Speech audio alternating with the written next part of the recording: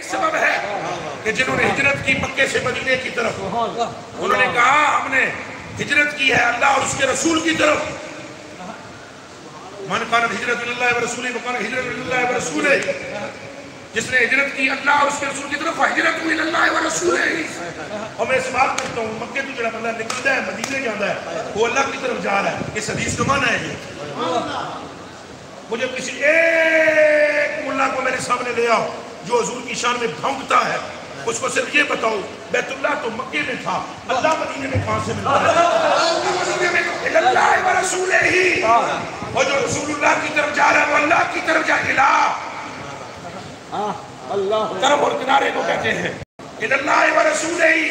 جبھی میرے امام اعلیٰ بریلوی نے کہا مکہ کا نام تک نہ لیا طیبہ ہی کا.